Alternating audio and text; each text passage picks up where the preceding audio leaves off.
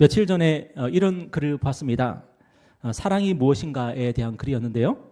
10대는 심장이 뛰는 게 사랑이고 20대는 모든 걸 다 주는 게 사랑이고 30대는 함께 미래를 그리는 게 사랑이고 40대는 지켜주는 게 사랑이고 50대는 말없이 곁에 있는 게 사랑이고 60대는 서로 건강 걱정하는 게 사랑이고 70대는 함께 있는 시간이 사랑이고 80대는 남아주는 게 사랑이다. 여러분 공감이 되십니까? 여러분은 사랑하고 계십니까? 그리고 사랑하신다면 어떤 사랑을 하고 계십니까? 저는 제 아내와 함께 서로 건강을 걱정해주고 있는데 60대의 사랑을 하고 있다는 생각이 듭니다. 우리가 이 땅을 살아가는 것은 어쩌면 그 모든 것이 사랑이 아닐까 싶습니다. 삶은, 사는 것은 사랑이 아닐까 하는 생각이 드는 겁니다. 사랑하며 산다는 것보다 더 귀하고 아름다운 것이 없는 것 같습니다. 그런데 오늘날 이 세상은 사랑이 필요 없다 그러고 사랑이 무의미하다 그러고 사랑은 그저 손해라 그럽니다. 그래서 나만을 위해 살아야 된다 그러고 나를 위해 사는 것이 최고라고 얘기합니다. 여러분, 하나님은 절대로 그렇게 말씀하지 않으셨습니다. 여러분이 연인으로, 부부로, 가족으로, 이웃으로 서로 사랑할 때에 하나님께서 저와 여러분을 이 땅에 창조하신 그 계획이 이루어지는 것입니다. 매일매일의 삶 속에서 사랑을 구하고 또 사랑하며 사랑받으며 그렇게 살아가는 저와 여러분 되었으면 좋겠습니다. 우리는 자주 이렇게 기도합니다. 하나님, 저와 함께 해주세요. 하나님, 오늘 저를 만나주세요. 하나님, 오늘 제게 은혜를 베풀어 주세요. 제가 시험 칠 때 특별히 이런 기도를 많이 했던 것 같습니다. 하나님, 오늘 함께 해달라고. 그런데 우리는 그런 기도의 응답을 받으며 살고 있습니까? 하나님께서 우리의 기도에 응답하셔서 정말로 우리와 함께 하시고 우리를 만나주시고 우리에게 은혜를 베풀어 주시고 하는 것을 여러분 경험하며 살아가고 있습니까? 혹시라도 하나님께서 내 기도에 응답하지 않으신다는 그런 느낌이 든다면 무엇 때문일까요? 여러분, 오늘 본문을 보면은 우리 주님은 어디에 계십니까? 유대 땅에 계시고 예루살렘에 계시고 그리고 성전에 계십니다. 우리가 지난 몇 주 동안 계속 나누었던 말씀을 보면은 예수님은 예루살렘의 성전에 계속 드나드시면서 그렇게 사람들과 만나시고 사람들에게 말씀을 가르치셨습니다. 유대인들이 얼마나 오랫동안 기도하고 기대했고 기다렸던 일입니까? 그들은 하나님께서 로마의 압제에 시달리는 자신들을 돌아보시기를 바랬고 자신들을 구원해 주시기를 기도했고 그래서 자신들에게 구세주를 그리스도를 보내주시기를 간절히 열망했습니다. 그런데 하나님께서 진짜 유대인들의 기도에 응답하셨습니다. 하나님은 약속하신 대로 하나님의 아들을 그리스도를 이 땅에 보내셨습니다. 그리고 그 하나님의 아들께서 그리스도께서 예루살렘에 오셨습니다. 성전에 임하셨습니다. 그리고 사람들을 만나셨습니다. 그들에게 말씀을 가르치셨습니다. 그런데 유대인들은 하나님의 아들 그리스도를 만났습니까? 유대인들은 우리 주님을 환대하고 영접했습니까? 오늘 본문은 이렇게 증가하고 있습니다. 오늘 1절에 보시니까 한번 우리 큰 소리로 한번 읽어볼까요? 시작. 이틀이 지나면 유월절과 무교절이라 대제사장들과 서기관들이 예수를 흉계로 잡아 죽일 방도를 구하며 이르되 밀란이 날까 하노니 명절에는 하지 말자 하더라. 지금 유대인들이 무엇을 하고 있습니까? 그들이 그토록 기도했던 간절히 바랐던 그리스도께서 오셨습니다. 그들을 찾아오셨습니다. 그런데 유대인들이 지금 뭐 하고 있어요? 그리스도를 잡아 죽일 흉계를 꾸미고 있습니다. 밀란이 일어날 수 있으니까 이번 6월절 명절에는 하지 말자. 그럼 언제 하지? 6월절 명절이 지나고 나면 또 예수가 도망갈 텐데 그러면 어떻게 우리가 예수를 잡아서 죽일 수 있을까? 그러면서 지금 작당 모의를 하고 있습니다. 여러분, 하나님은 자기 백성과 하신 약속을 잊지 않고 지키셨습니다. 하나님의 약속대로 하나님의 아들 그리스도를 자기 백성에게 보내주셨습니다. 그런데 문제는 무엇이었습니까? 유대인들이 그리스도를 싫어한 겁니다. 유대인들이 그리스도를 미워하고 심지어 잡아 죽인 겁니다. 왜 그랬을까요? 우리 주님이 유대인들이 상상했던, 기대했던 그런 분이 아니었기 때문입니다. 그래서 유대인들은 하나님께서 그리스도를 보내주셨음에도 불구하고 그 그리스도를 만나지를 못한 겁니다. 그들은 눈으로 그들을 보았고 귀로 그리스도를 들었고 했지만 우리 주님을 십자가에 못 박아 죽이라고 로마 정부에 넘겨주었습니다. 오늘 저와 여러분도 마찬가지라고 생각합니다. 우리가 얼마나 많이 기도했습니까? 하나님 저를 만나주세요. 하나님 저와 동행해 주세요. 그런데 문제는 우리가 하나님을 진짜 원하냐는 겁니다. 우리가 하나님을 진짜 만나고 싶냐는 겁니다. 혹시 우리가 원하는 것이 이 세상의 영광은 아니었습니까? 혹시 우리가 바라는 것이 이 세상의 쾌락은 아니었습니까?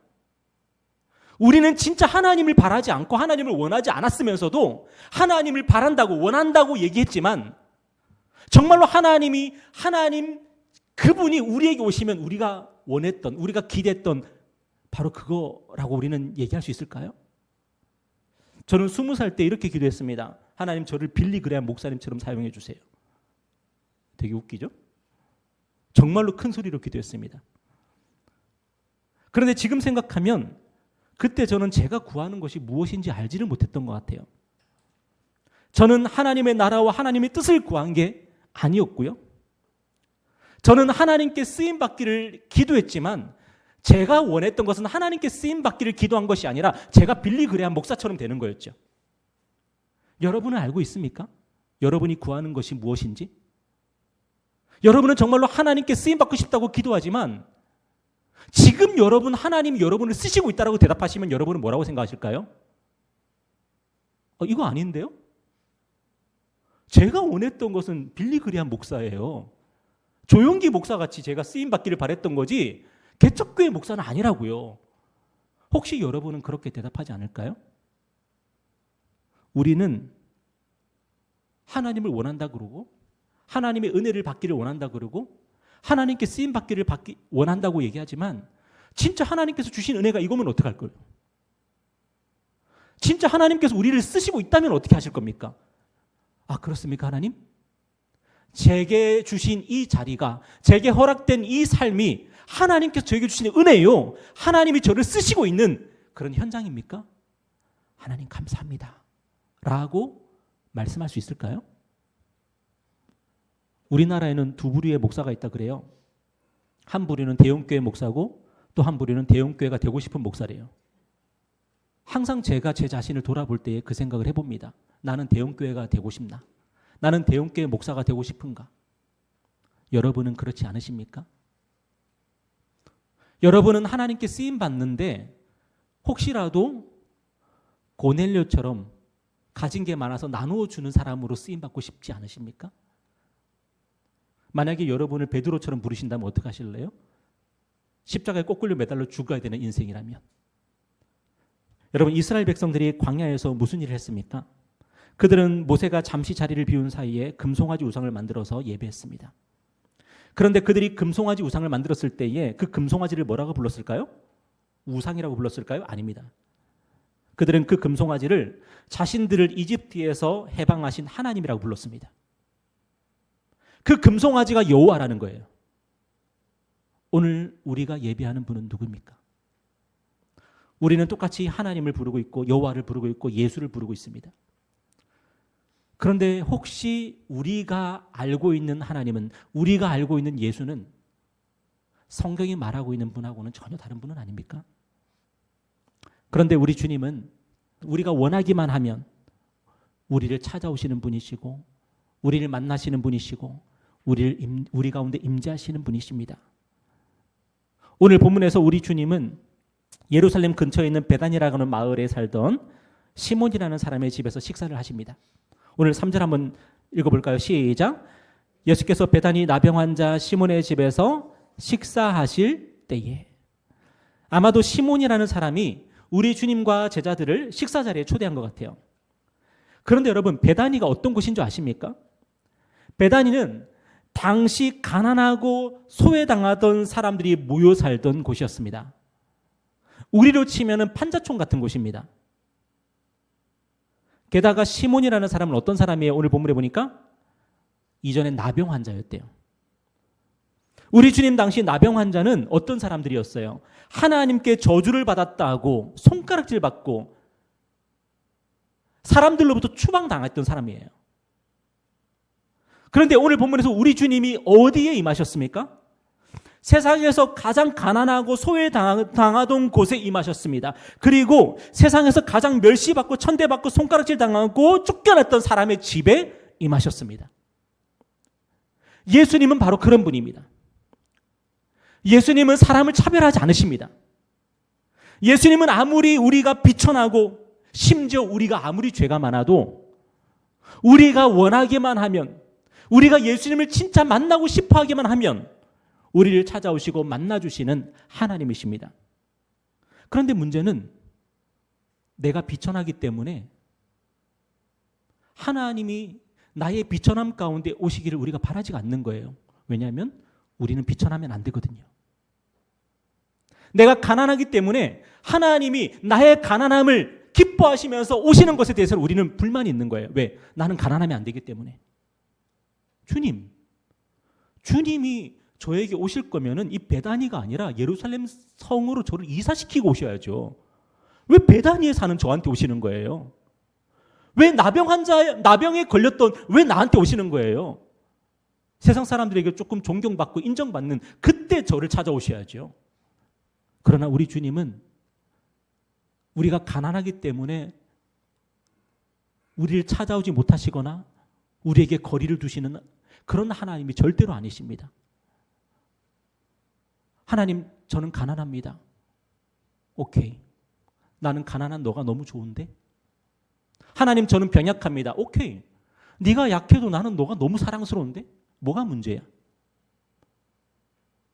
하나님은 우리에게 아무런 문제를 느끼지 않으시는데 나는 너가 너무 좋아. 나는 너를 너무 사랑해라고 말씀하시는데 우리는 우리의 삶에 대한 문제를 갖고 있는 거예요. 우리의 삶에 대한 불만을 갖고 있는 거예요. 그래서 하나님이 지금 여기 나에게 오시는 것에 대해서 기도하지 못합니다. 내가 바뀌어야 된다고 생각하고 나의 삶이 변화되어야 된다고 생각하죠. 내 삶 그대로를 하나님께 드리지를 못합니다.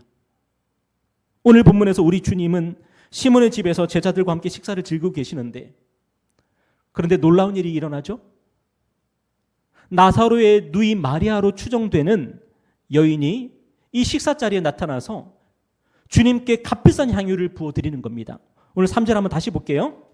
3절 후반부에 보니까 한 여자가 매우 값진 향유 곧 순전한 나드 한 옥합을 가지고 와서 그 옥합을 깨뜨려 예수의 머리에 부으니.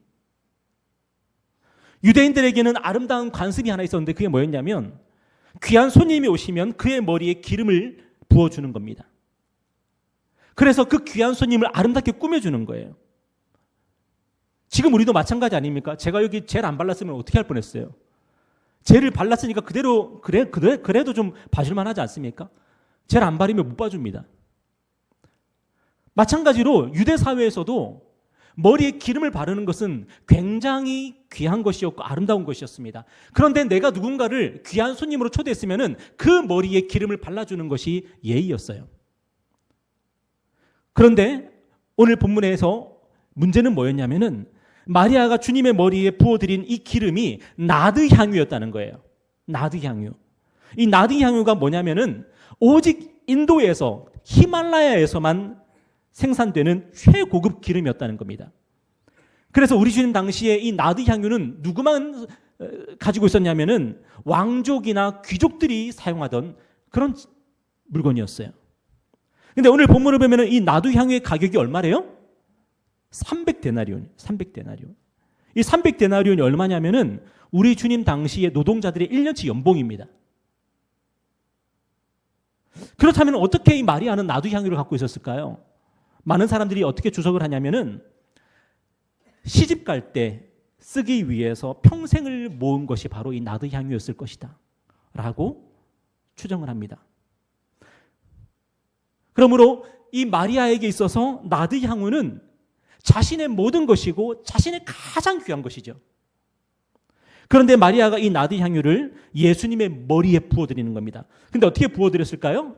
뚜껑을 뚝 따가지고 그 다음에 조금 붓고 뚝 닫고 이게 아닙니다.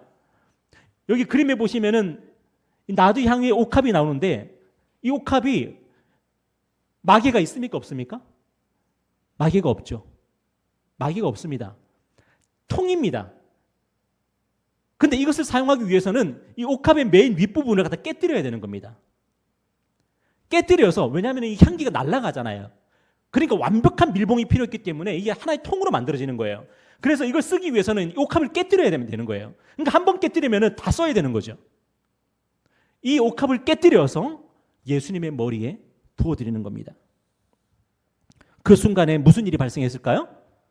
나드의 향유의 이 향기가 온 집안에 진동을 했겠죠? 아마도 사람들은 이 향기를 처음 맡아봤을 겁니다. 그런데 여기서 또 문제가 일어납니다. 어떤 문제였냐면 사람들이 그 모습을 보고 마리아를 비난하고 질책한 겁니다. 오늘 4절 한번 읽어볼게요. 다 같이 시작. 어떤 사람들이 화를 내어 서로 말하되 어찌하여 이 향유를 허비하는가? 이 향유를 300데나리온 이상에 팔아 가난한 자들에게 줄 수 있었겠도다 하며 그 여자를 책망하는지라. 사람들은 마리아가 향유를 깨뜨려가지고, 그것도 나드 향유를 깨뜨려가지고 예수님의 머리에 붓자 사람들은 화가 났습니다. 왜냐하면 너무 비싼 거거든요.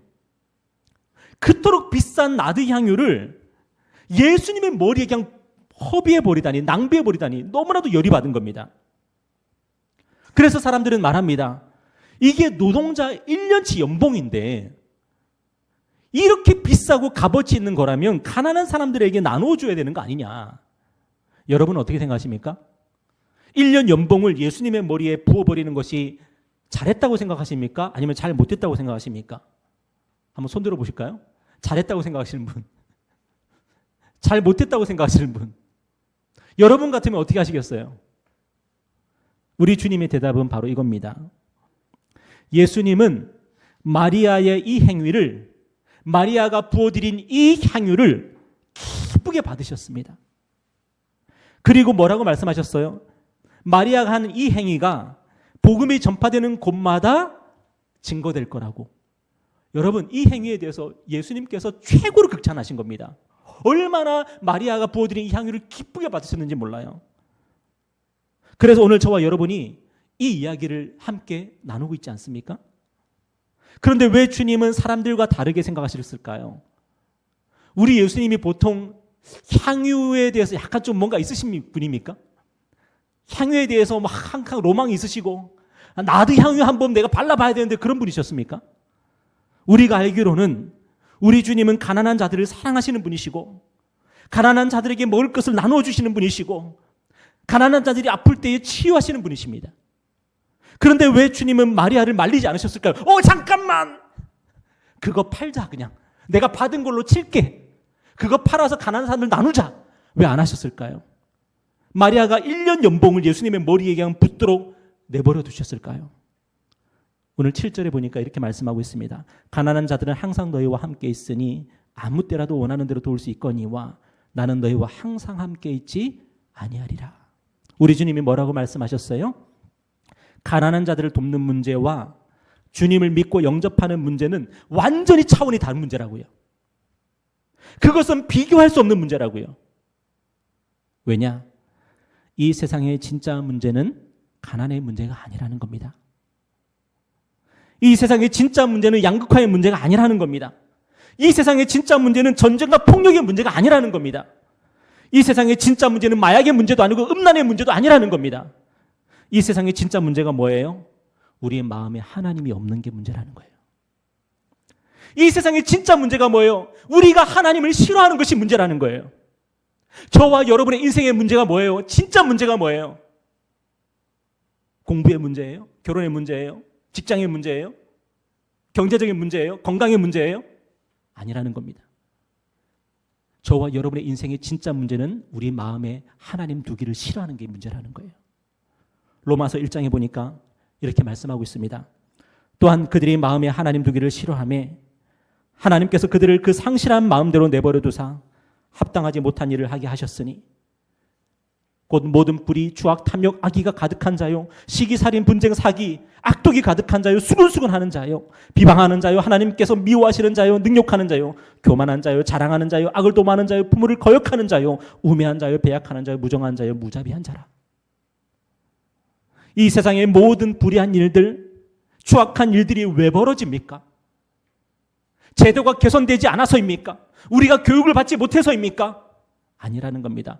우리가 마음에 하나님 두기를 싫어하기 때문이라는 겁니다. 우리는 누군가가 다른 사람을 가난하게 만드는 것을 죄라고 생각합니다. 또한 때로는 우리 자신이 가난한 것을 스스로 수치스럽게 여기고 부끄러워합니다. 그래서 가난이 문제라고 생각을 하죠. 그런데 그보다 더 큰 문제, 그보다 더 궁극적인 문제, 본질적인 문제가 뭐죠? 우리가 하나님을 원하지 않는다는 것입니다. 우리가 마음에 예수님을 영접하지 않는다는 것입니다. 질병 때문에 힘드십니까? 가난 때문에 힘드십니까? 인간관계 때문에 힘드십니까?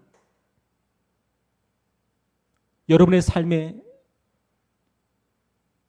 문제가 무엇입니까? 무엇 때문에 오늘 힘들어하고 계십니까? 그런데 예수님이 오늘 저와 여러분에게 뭐라고 말씀하셔요? 오늘 우리의 마음에 하나님이 없기 때문에 그래서 우리가 힘들다는 겁니다. 표면적으로는 가난이 문제고 표면적으로는 질병이 문제고 표면적으로는 인간관계가 문제고 표면적으로는 내 가족의 불화가 문제지만 진짜 나의 문제는 내가 예수님을 영접하지 않았기 때문에 문제라는 겁니다. 그런데 오늘 본문이 증거하는 게 뭡니까? 마리아는 그 문제를 해결했다는 겁니다. 그는 자기가 드릴 수 있는 최고의 것을, 최선의 것을 가지고 주님을 영접한 겁니다. 왜 주님이 마리아의 이 행위를 복음을 전파할 때마다 증거하라고 했습니까? 왜냐하면 마리아는 지금 예수님을 진심으로 영접했기 때문입니다. 여러분의 남는 시간을 가지고 예배하고 있지는 않습니까? 여러분의 남는 시간을 가지고 봉사하고 있지는 않습니까? 여러분은 희생을 해보셨습니까? 희생. 내가 가장 귀한 시간이 있었는데 이 시간만큼은 내가 누구에게도 양보할 수 없었는데 이게 예배 시간에 딱 걸려버렸네? 여러분, 그것을 포기하고 여러분 예배를 선택해 본 적 있으십니까? 여러분에게 가장 귀한 것을, 최선을 하나님께 드려본 적 있으십니까? 왜 우리는 하나님께 우리의 최선을 드려야 될까요? 왜 우리는 남는 시간을 갖고 예배하는 것이 아니라 나의 가장 귀한 시간을 가지고 예배해야 될까요? 그는 힘을 다하여 내 몸에 향유를 부어 내 장례를 미리 준비하였느니라. 예수님은 우리 죄 때문에 우리 대신 죽으러 이 땅에 오셨습니다. 우리 주님은 우리 대신 하나님의 저주와 형벌을 담당하러 오셨습니다. 우리 주님은 우리에게 주님의 모든 것을 내어주시기 위해서 오셨고 자신의 생명까지도 우리에게 나누시기 위해서 오셨습니다. 오늘 우리가 떡과 포도주를 나눌 때에 이 떡이 의미하는 게 뭡니까? 예수님께서 우리에게 나누어 주신 예수님의 몸이고 이 포도주는 뭡니까? 예수님께서 우리에게 나누어 주신 예수님의 보혈 아닙니까? 우리에게 예수님은 자신의 생명을 나누셨습니다. 자신의 살과 피를 나누어 주셨습니다. 우리에게 자신의 전부를 주신 겁니다. 그런 주님을 우리가 예배하고 그런 주님을 우리의 마음에 모시는 겁니다. 우리가 주님이 어떤 분인지 우리가 생각할 때에 남는 시간, 남는 재정, 남는 체력, 나를 위해서 다 쓰고 남은 것을 가지고 하나님을 섬기는 것은 아마도 불가능할 것입니다. 말씀 맺겠습니다. 여러분, 하나님을 원하십니까? 하나님을 원하십니까? 정말로 하나님이 여러분의 삶에 임재하기를 원하십니까? 정말로 하나님께서 여러분과 동행하기를 원하십니까? 여러분, 이 한 가지를 아시기 바랍니다. 하나님은 여러분을 기다리고 계십니다. 우리는 우리가 하나님을 기다린다고 말할지 모르지만 스스로 속이지 마십시오. 하나님이 여태까지 우리를 기다리고 계십니다. 우리가 하나님을 원할 때까지, 우리가 하나님을 정말 만나고 싶을 때까지, 그때까지 우리를 기다리십니다. 볼지어다 내가 문 밖에 서서 두드리노니 누구든지 내 음성을 듣고 문을 열면 내가 그에게로 들어가 그와 더불어 먹고, 이것이 바로 주님의 소원입니다.